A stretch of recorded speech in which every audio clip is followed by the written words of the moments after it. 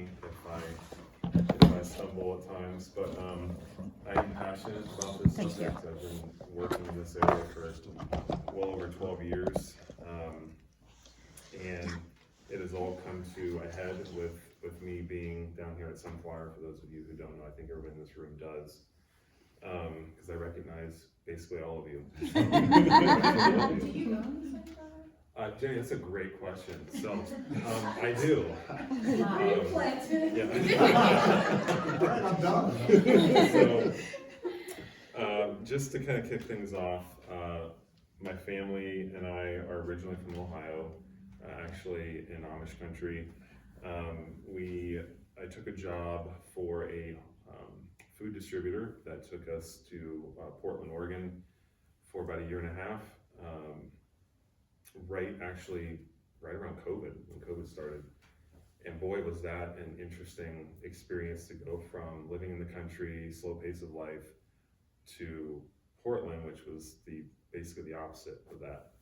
And then COVID obviously was kind of crazy, as we all know. And we'll even touch on that a little bit in this presentation. And then I got an offer to transfer and start a new territory for the company in Aurora, or out of Aurora. We have had a distribution center there. And so we moved to the Springs, and we were there for a couple of years. Obviously the Springs grew a lot, decided we needed to be out of the city, so we found a place north of town here that we love, and about a year in, ended up seeing this place for sale, and got into grocery, owning my own store well before I thought I would. Well before. I thought this was like down the road quite a bit when the kids are grown, sort of thing. I have 6 kids, so my life is relatively busy outside of what I do for a living. But some of you probably have seen them in the store too, so they always enjoy helping out, and it's part of their schooling to come in and work the register and communicate with people in real life and not just online. So. But all of my, going back before we ended up here, I've been doing the food business since 2008. I've run a couple grocery stores, like small natural food stores before, and have a familiar kind of position in the natural food world and local foods. I've been doing that since the very beginning too, working with local producers, bringing in local products, promoting them. And so this is something that's very passionate. I've had gardens over the years at various times, various sizes. And being from Ohio, you can pretty much grow anything. And if you can't, Kathy, I don't know, maybe you would be able to grow something in Ohio, perhaps. Maybe I would. Sadly, I'm not in Ohio, though. But, you know, Ohio obviously is, the weather is very favorable, and the food, the local food scene is very strong there as a result. It's also very strong in Oregon because of, again, their climate as well. And that was one thing that was very interesting, is a lot of the brands that you see in a grocery store actually are probably from Oregon or somewhere in Oregon. So Portland is a food hub, Boulder, Colorado is a food hub, Los Angeles obviously is kind of the original food hub. But as we're going to talk about here, food hubs, as I call them, are not necessarily favorable when they grow to a point where now this food is being shipped, you know, 1,300 miles, 2,000 miles, 4,000 miles across the country. It sort of waters down the whole idea on why a lot of those brands started in the first place. And so, kind of before we get into it, any questions, anything that you all want to ask before we jump into PowerPoint? All right, so what we're going to talk about today is 4 different areas, and we're not going to get super deep into the weeds because this is not like I'm not a professor, so I'm not teaching a course here with credits. I can write up that you all get a credit, but you know, that's not the purpose of this. It's really just to share my passion for it and where I think we can go as a community, and where obviously we have several producers here. Scott doing the mushrooms, John and Amber, of course, doing the greens, and And so that's, and Amy, who is walking in just now, she does her teas and her tinctures. So we're going to talk about the personal, community, sustainability, and the economics of it. And again, we're not going to get deep. I'm just going to share kind of my viewpoint on this. We're going to give some interesting facts throughout, and then at the end, I will close up by clarifying a few things, because there's certain things that I tend to say or show that people get a little passionate about, and so I always like to end just with a little clarification so that everyone understands that I do believe there is flexibility in all of this, and there's some variables along the way. So personal benefits, and again, we're just going to go through these groups here. I know it's very like lots of words and things, but I always I want to make sure if there's any questions or if there's anything that you guys want clarification on, like we can sidestep this for a minute and chat. So personal benefits, hyper fresh foods, and I think of Jamber as an example of this. At peak ripeness, guarantee the best bang for your buck. Right? I mean, the advantage of buying something ultra fresh that was harvested 3 hours ago versus buying something that's been in the supply chain for a week or 2 weeks that's fresh, which really isn't fresh.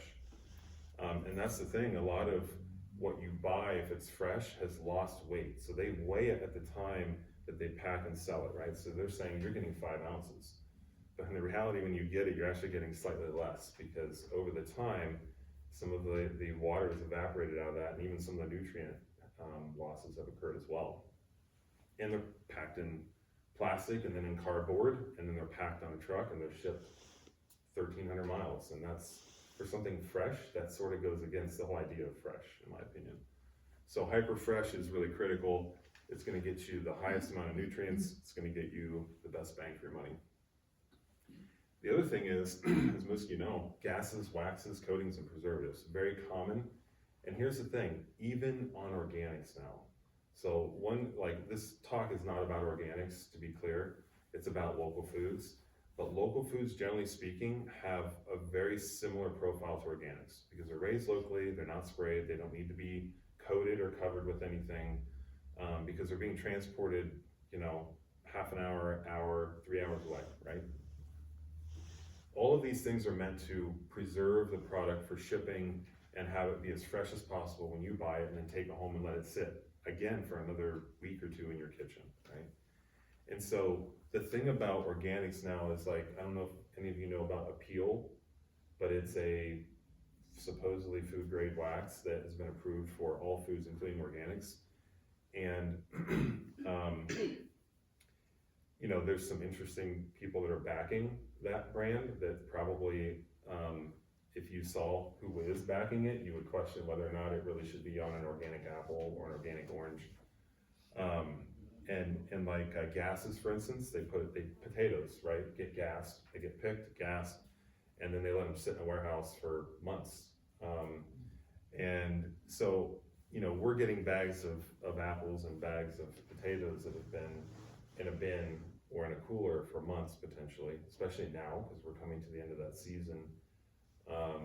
You're going to notice apples getting soft. You're going to notice them not lasting as long. You're going to notice potatoes starting to sprout much sooner.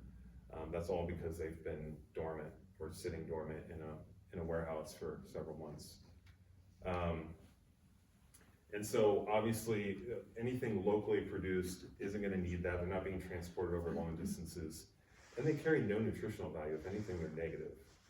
Consuming a peel, any kind of like coating or a wax because I know a lot of people that don't wash their produce. They just buy and eat it. And so obviously, the greens, not to keep calling you guys out, but you guys wash, right? You wash it and you bring it. And so that's where, yes, this stuff gets washed, but then it's coated and left, and it's hauled on a truck, and it gets who knows what on it along the way, which is why washing produce is really important. I'm gonna comment on that Go. real quick. We do wash. Sure. Basically, it's in a cold tub, and the reason that we do it is to cold crash it, get the field heat off of it or the greenhouse heat off of it, not to actually wash it. So when you buy greens, you should still wash it. Just to clarify Yes. There might be some. There might be, we don't spray I'd rather herbicide, maybe pesticides, so you bugs might, at the grocery you store might find an stuff. aphid or something in there. Yeah. So wash it when you get home, just to clarify. Yeah. We No, that's do good. technically Yeah. wash, but wash Or it. rinse. Yeah, Wash it's it, more like yes. a rinse. It's more a It's rinse, a better. and yeah. it's basically to cool it, is why we do that. No, thank you for, Yeah, for no, clarifying. Washing assumes you're taking a, Tide, right? Like, Yeah, no, and You know what I some mean? farms say like triple washed, Yeah. and that gets into a whole nother That's- thing, yeah. and it's just, so. Yeah, appreciate that. Thanks, Yep. John. Obviously, your money's going towards somebody you know, hopefully, right? The idea is you're gonna know this person, you're gonna know where they are, you're gonna support them, and they're in turn gonna support other local, businesses and individuals. And here's an interesting one. I don't know how many of you know about bricks. But I just gave this kind of quote because it was really good, and I'm a huge Weston A. Price fan, for those of you who don't know about Weston A. Price.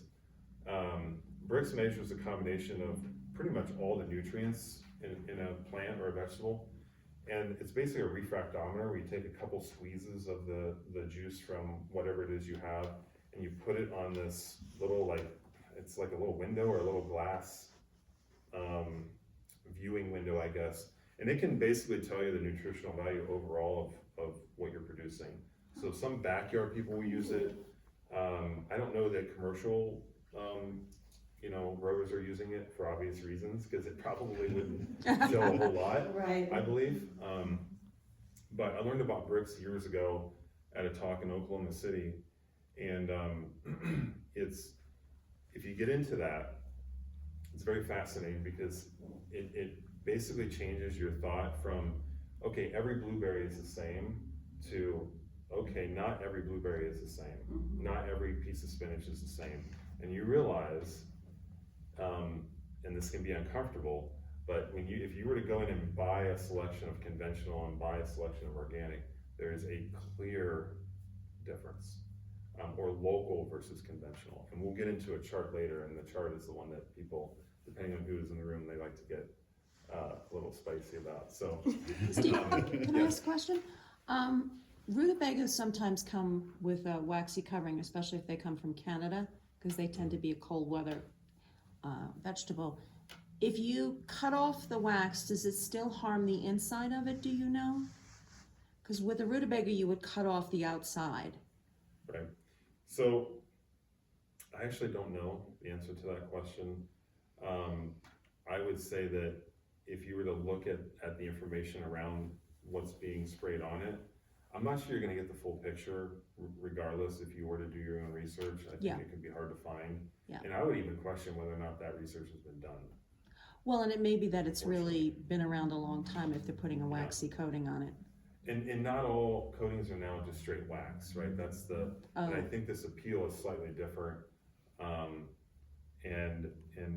don't have a lot of information on that, but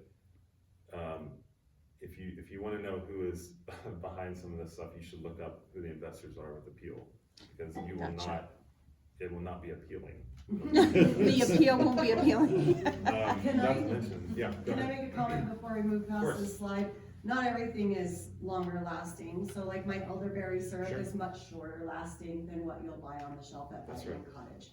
No plastic, no extra cardboard box, and I bet now I don't have anyone testing my products for potency, Sure. right? And so their products list potency on the bottle, but I would guess you're probably getting a much better potency from my product because it's not diluted with preservatives, artificial sweeteners, xylitol. I mean, why does an elderberry syrup have 19 ingredients in it when you buy it off the shelf at Vitamin Cottage, That's even right. if it's labeled organic?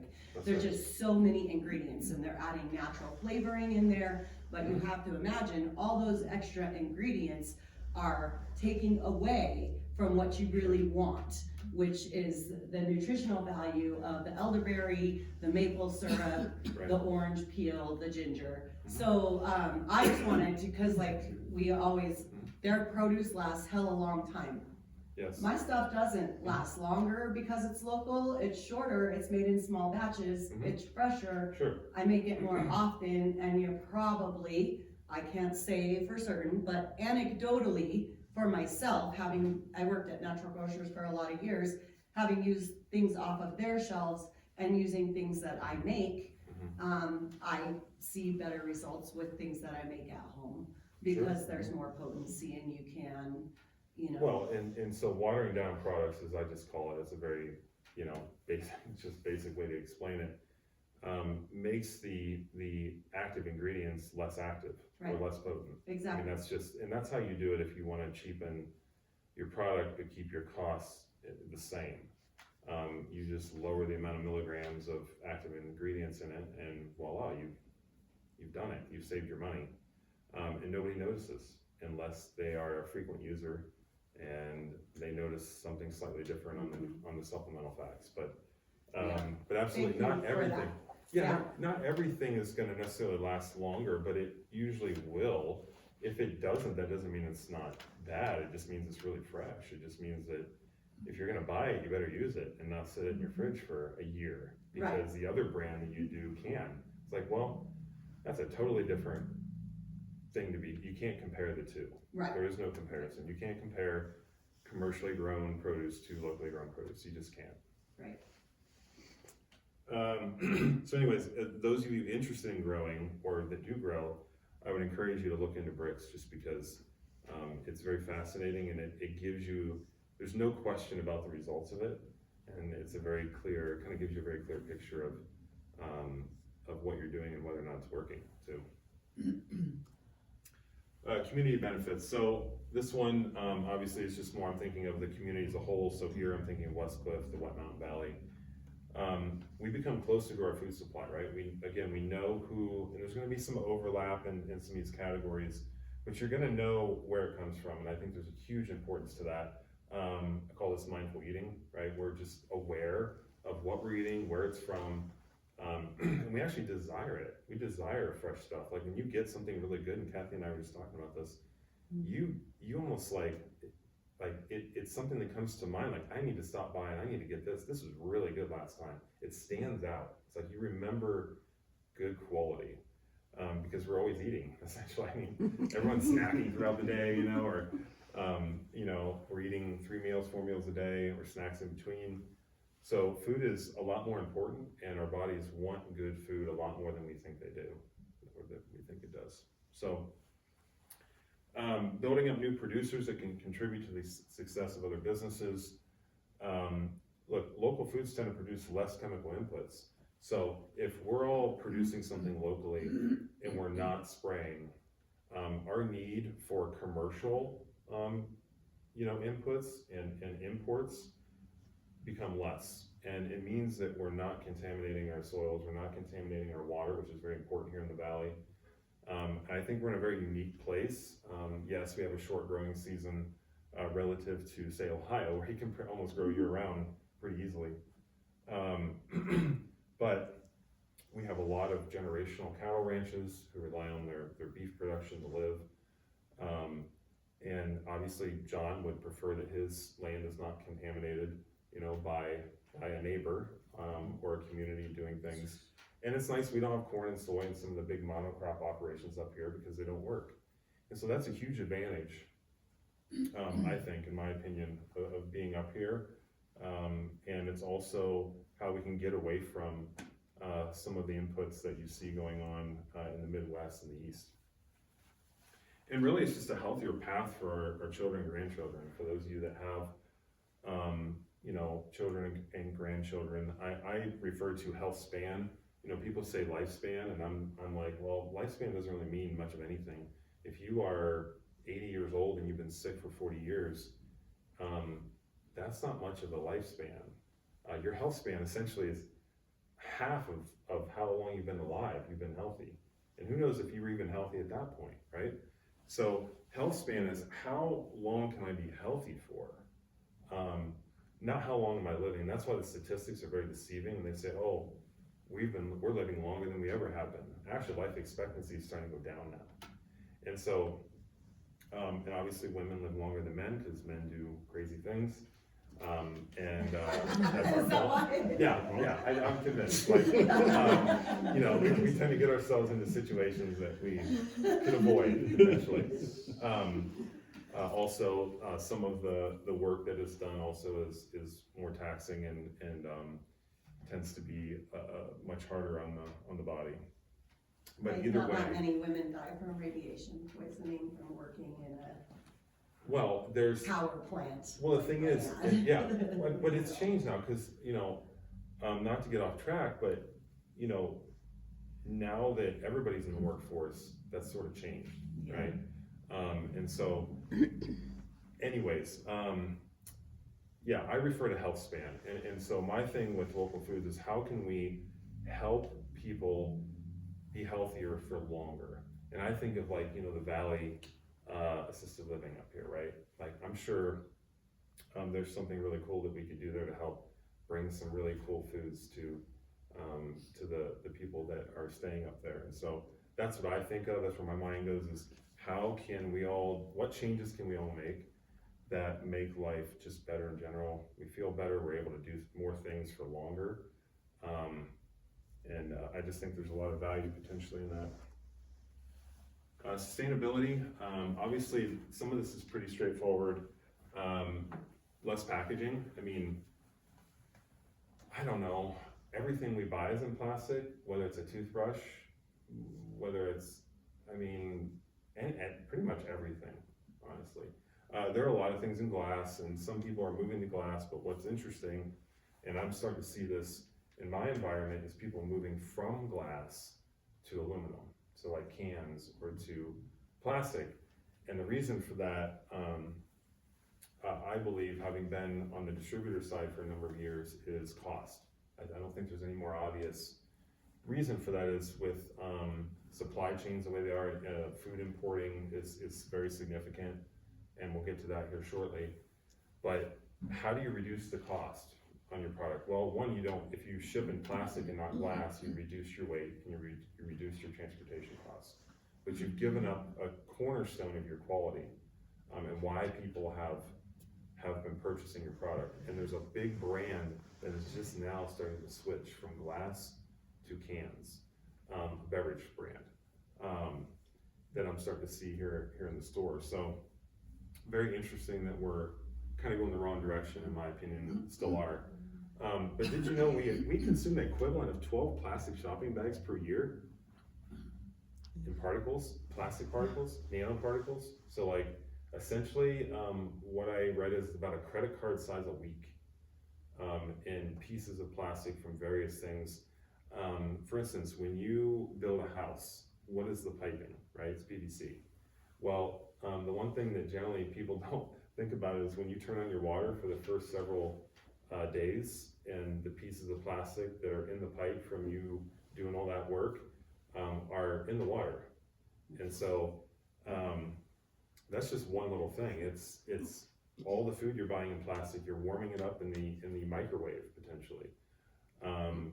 So it's kind of crazy. I don't much care for the flavor. Have you guys ever tried a plastic shopping bag? It's not very good.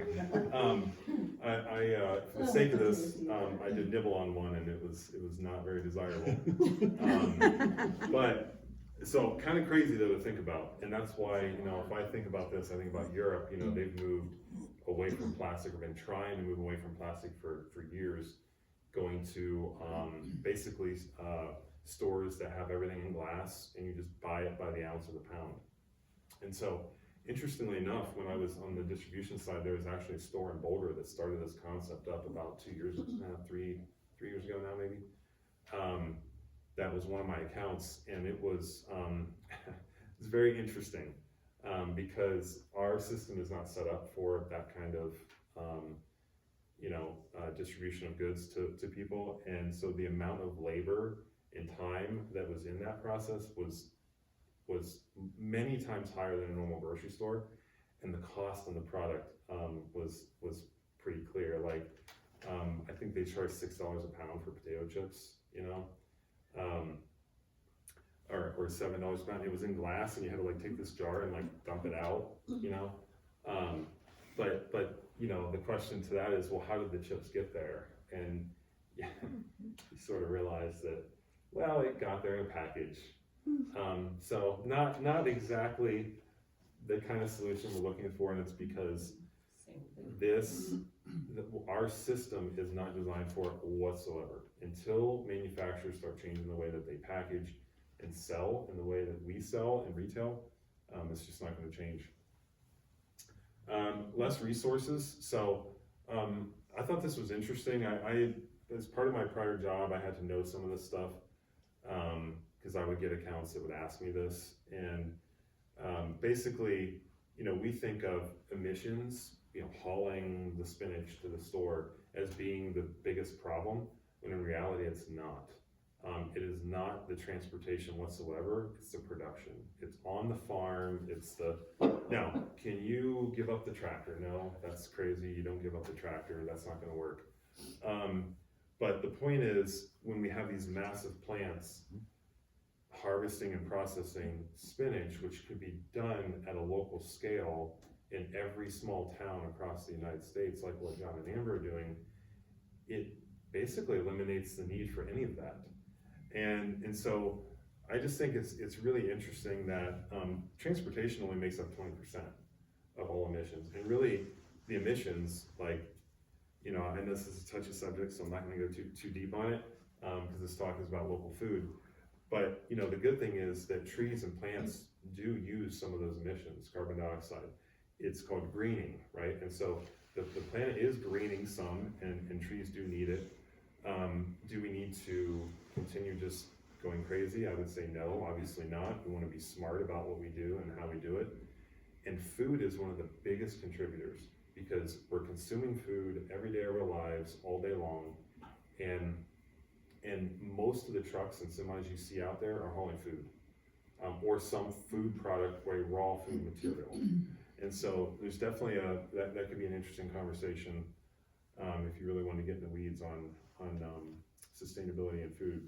And I'll just say this, the reason that I have become even more passionate about local is because, having been on the distribution side before, the amount of food waste would make all of you in this room faint if you knew how much was being thrown away. And I'm not talking about a case of this or a case of that every day. I'm talking about pallets and pallets and pallets. I'm talking about a dumpster, and I'm not gonna name who I work for, but a nationwide distributor. The dumpster, easily probably the size of this room or close. I don't know what the biggest dumpster is you can get. And it just sat outside every day, all day. And if food, if it went to a location and the store denied it or said, hey, that's not mine, I can't take it, it goes back and it gets dumped. And so generally speaking, that's anything fresh, refrigerated, or frozen, because the cold chain has been broken. They cannot take it and put it back into the cooler because of food laws. And so groceries different. You can, as long as there's a certain amount of life left. If it makes it back, because that's the other thing, that they go back and there's these massive rooms of just piles of stuff that have been returned. And when you watch or hear about pallets of premium steak cuts being thrown away because they were rejected by a store, and not being able to be delivered to a food bank because of the company's rules or laws or whatever, it's just foolishness. And so there is an absolutely tremendous amount of work that can be done on this front. And then just to, that's my soapbox, so I'm gonna get off it. Average miles, this will give you an idea, commercial produce, this is crazy. 1,500 miles for an apple, 1,300 miles for a tomato, and 2,200 miles, almost 2,200 for grapes. The reason grapes are so much higher is because they're either California, Chile, Peru. Same thing with blueberries, really, or any berry. And so I think we import 31% of the total global supply of tomatoes from Mexico every year. And so all those tomatoes are traveling, 1,400 miles, when in reality, we could get them a half an hour away. Now here's the thing. The reason the food supply has grown to what it is, the monster that it is, as I call it, is because we want certain foods when they're not in season. And that is the problem. We want what we want when we want it. And they say, well, we'll give it to you. but we're gonna have to truck it, or we're gonna have to fly it from Chile, or Peru, or Ecuador, or South Africa, or wherever, or Asia, pretty much anywhere around the world at this point.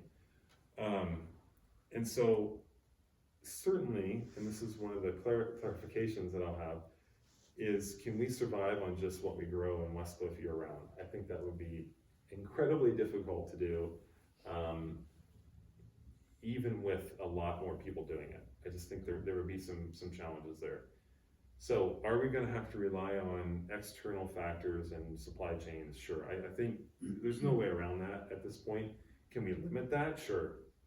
And you know, can you get stuff from, you know, Texas and like regionally speaking? Absolutely, I think that's still okay. But when you start grabbing an apple from, you know, 1,500 miles away, the question is, well, we have apples in Hotchkiss, and we have them in Paonia, and we have them in Palisade, and, you know, peaches and all that. So, you know, back in the day, you'd buy it and can it, and then you could have your apples in the wintertime, right? But that is a whole different story, so we're not Better gonna for get your health, I just wanna say, eat seasonally.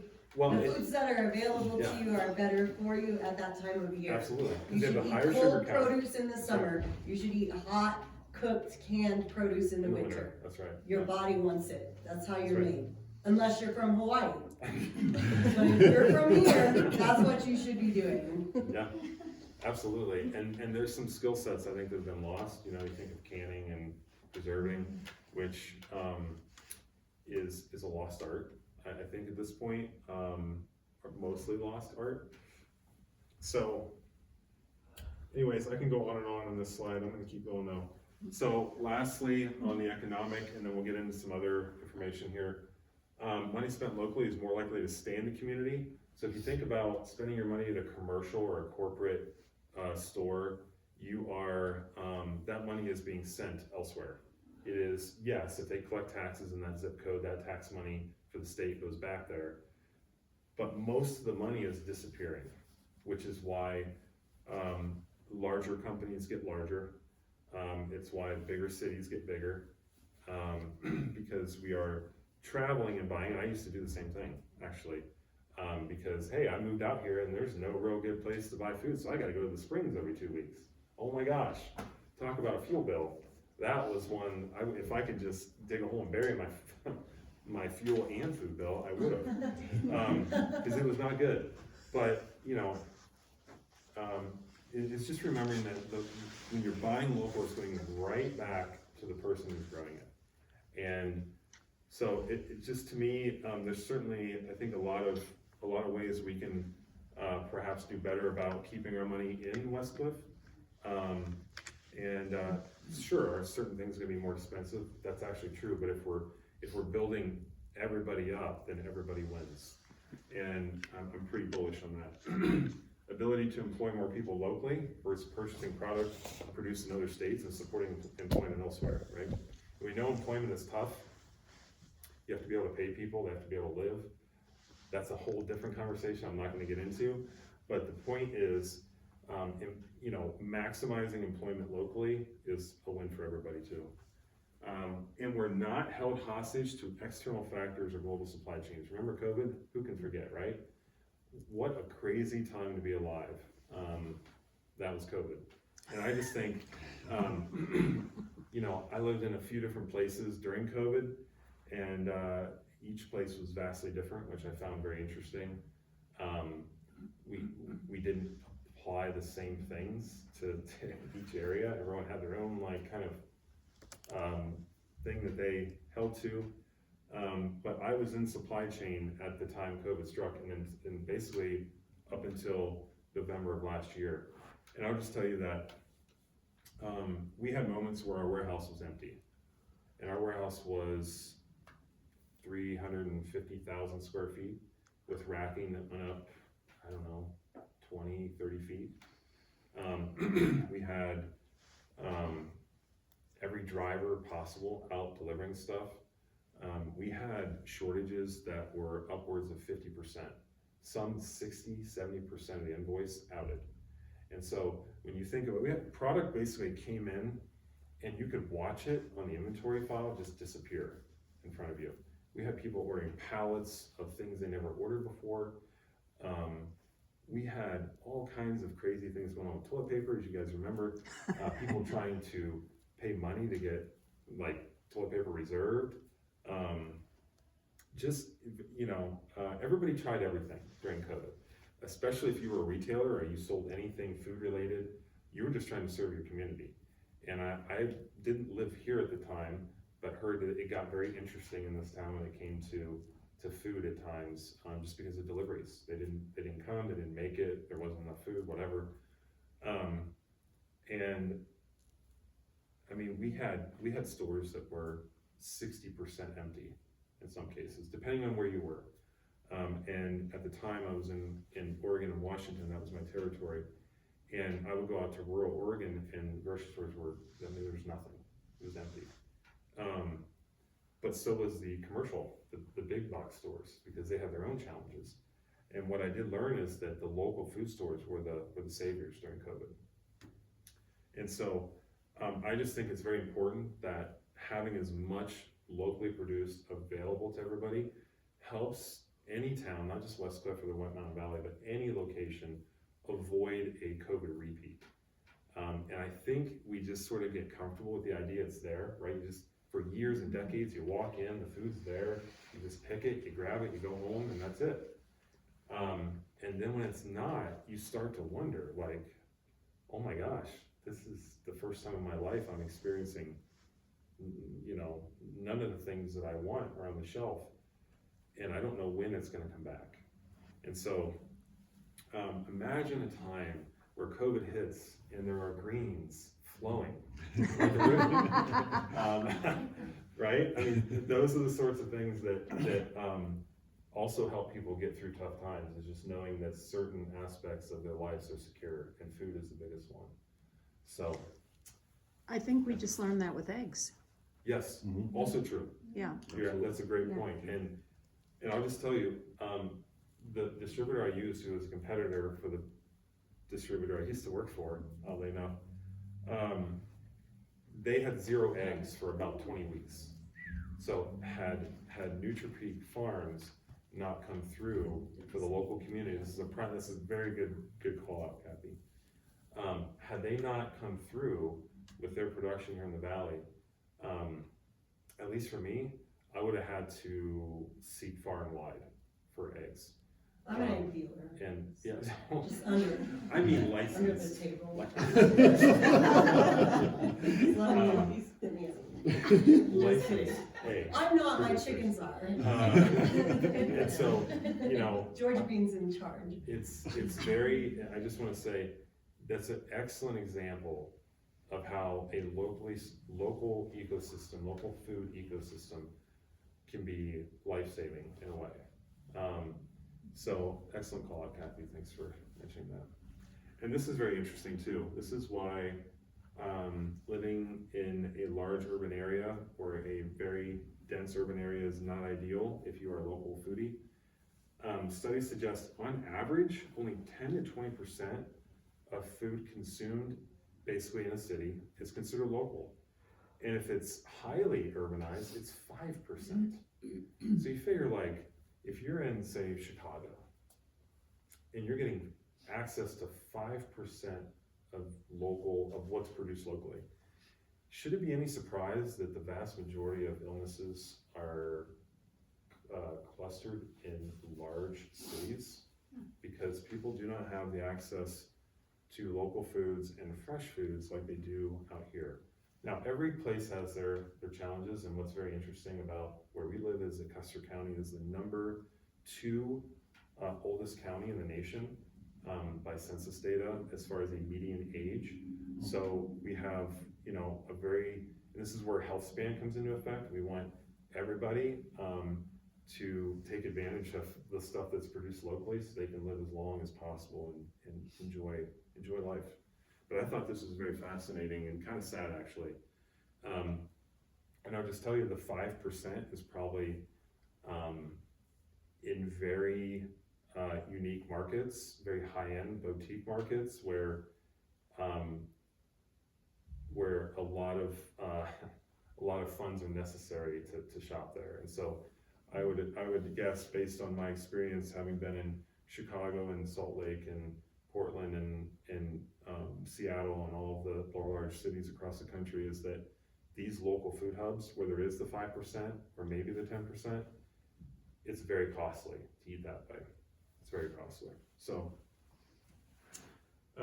all right, and then here's the chart that tends to trigger some individuals. I'm sorry if you're one of those, but for the sake of this presentation, I do want to touch on it. This is not about organics, by the way. This is about local versus conventional. But what I tend to see in here is that organic nutritional profiles tend to match or be close to local, just because of the freshness, the lack of chemical inputs, and just kind of that farm to table aspect. This was done in 1995, so just a clarification here, as I mentioned at the beginning. Soils get depleted little by little every year, so this data is obviously old, it's very old, but this is one of the better tables that I've found over the years, and this is based on research, as you can see, at Rutgers University. It was published in the Natural Gardener's Catalog back in 1995, good old days. And you can see a vast difference in the mineral levels between these, the ones they tested at least or published, obviously tomato, spinach, lettuce, but you can see the difference. Now, there are a lot of diseases that are caused by chronic malnutrition, and judging by this chart here, you can probably see why. If we're not consuming it in our food, and if our soil is depleted, the food will be depleted. It doesn't matter what anybody says. And this is like where I get so annoyed when I hear something different than that, because it's not true. And I'm sure John and Amber have some testaments to that. If you see certain things, you can fix it or change it or alter it with the right mineral balance. If it's out of balance, your plants will let you know. It becomes obvious. They don't grow, they get spots, they get bugs, they Very get quickly. Yeah, very quickly. Very quickly. Yeah, John takes a nap, he wakes up. Neighbor's like, yeah, I don't know. I saw a couple aphids and then John never took a nap. well, in the field, he was Yeah. working, he got tired, slumped over, and woke up to an empty field. So, yeah, you can see some of these are very drastic. And this is why, this has sort of caused the rise of the supplement world. As you know, supplements have gotten really big over the last 20, 30 years. The challenge with that is that corporations have taken over the supplement brands now and are treating them like drugs, and so they're limiting what's in them, and that's another rabbit hole. But my point being that when you see the variation between organic and conventional, it explains why people are flocking and potentially just need supplementation, especially minerals, to just survive in some cases, or thrive. You know, maybe they're very proactive. But this chart's really crazy, and every time I look at it, I just think, wow, this is pretty nuts. And you can see, like, if you look at the lettuce on the iron levels, how there's virtually no sodium, manganese, or iron.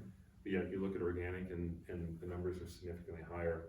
And so, as you can imagine, conventional land, and I don't know, I'm a big permaculturist believer.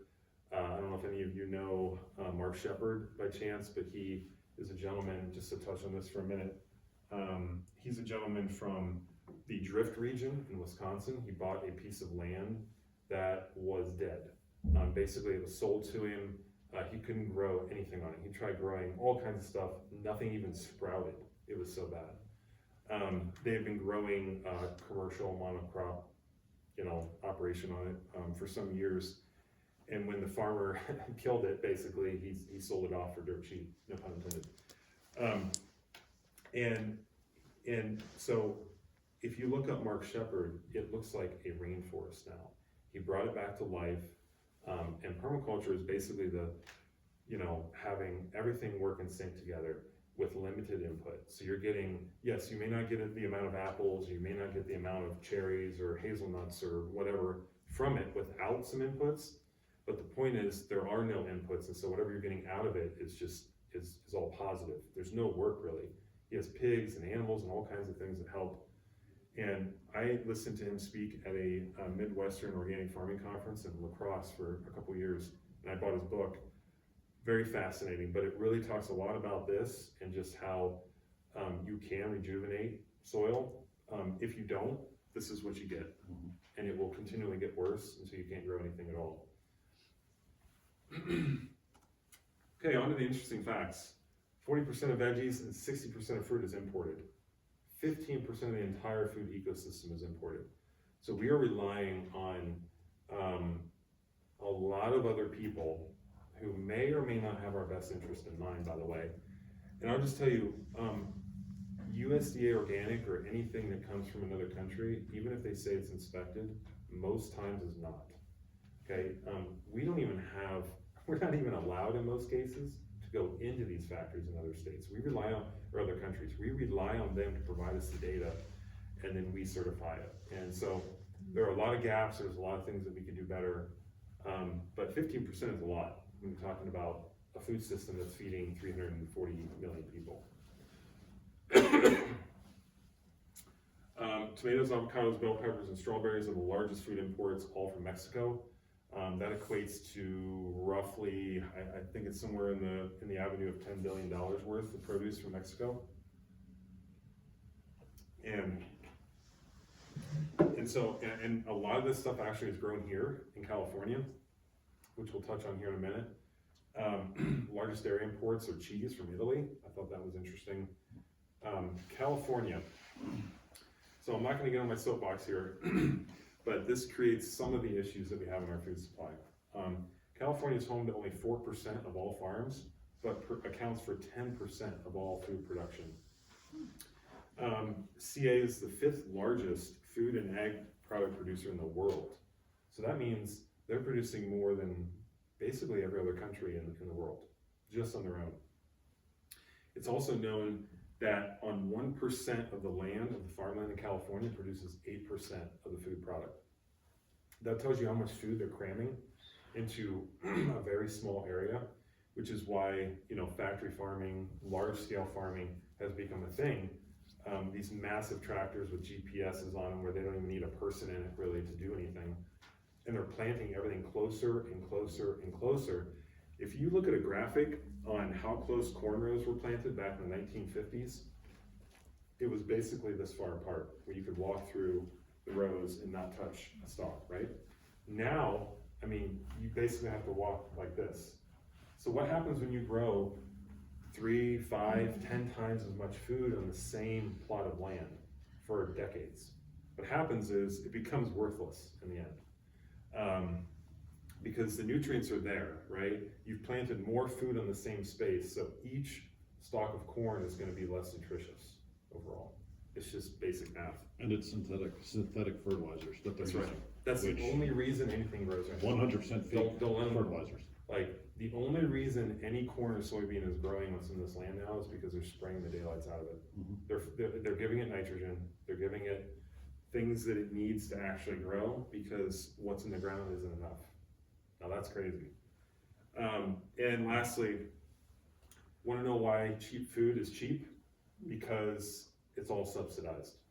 And now, when I say subsidized, I don't mean like, okay, Nabisco crackers, right? Like, okay, Nabisco is not subsidized, but some of the products in it are, which artificially keeps the price down and makes it more affordable for those that want to consume it.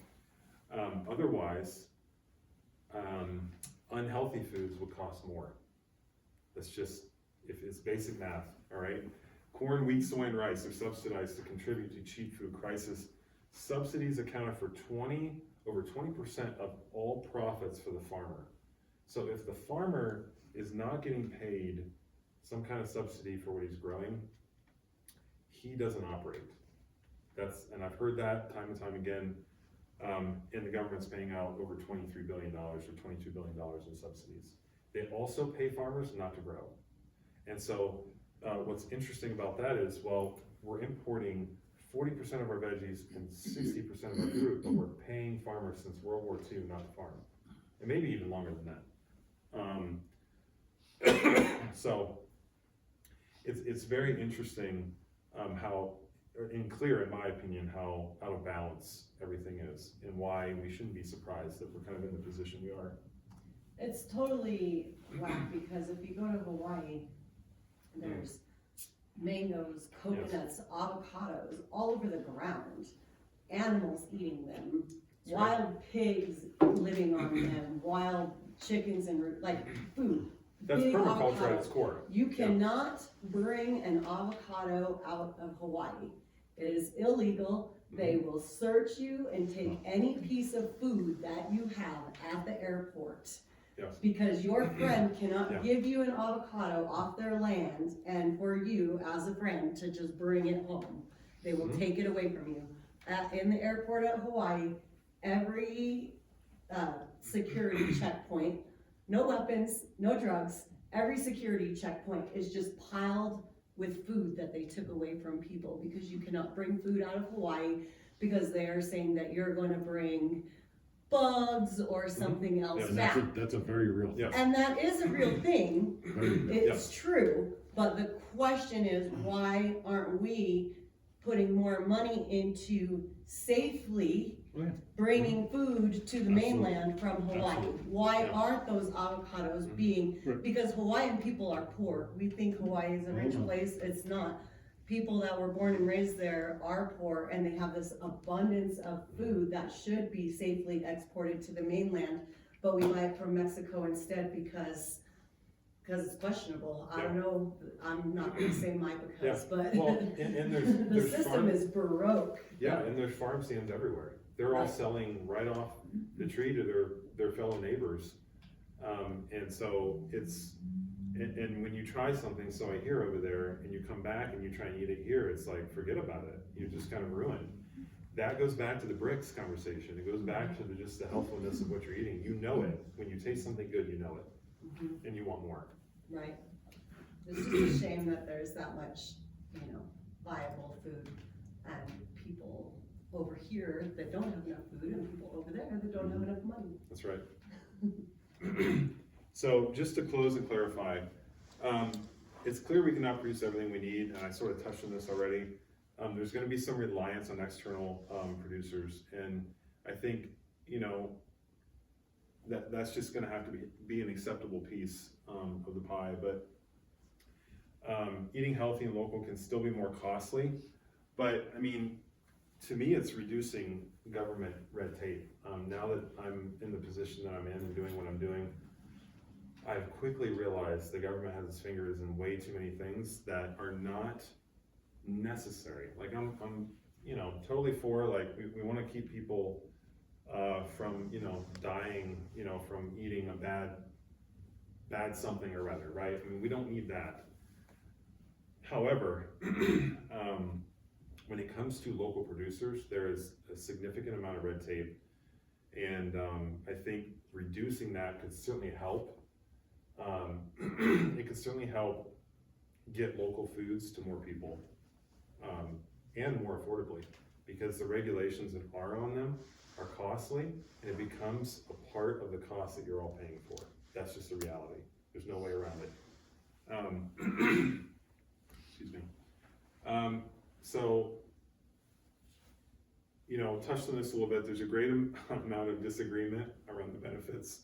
Excuse me. I've reached my limit. Around the benefits on nutritional data, and what I've learned is there's not a lot of research being done on produce and nutritional value of food at all. I do think there's a reason for that, but I'm certainly not going to go into that. The fact of the matter is, as Amy touched on in Hawaii, and as you all know with Jammer Acres, if it tastes better, it's probably grown better, it's probably more nutritious. I don't think there's any disagreement about that. So you buy it, you try it, you be the judge. And finally, look, we're never going to grow the variety.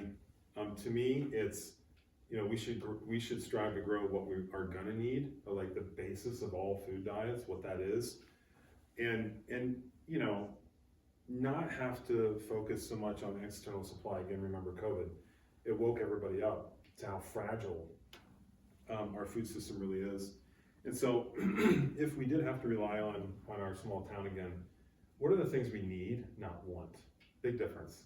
What do we need to make it through versus what do we really want? I mean, we all want something sweet and lovely.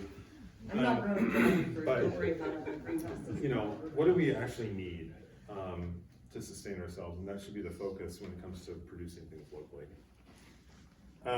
So that's all I have for today. Any questions, any thoughts?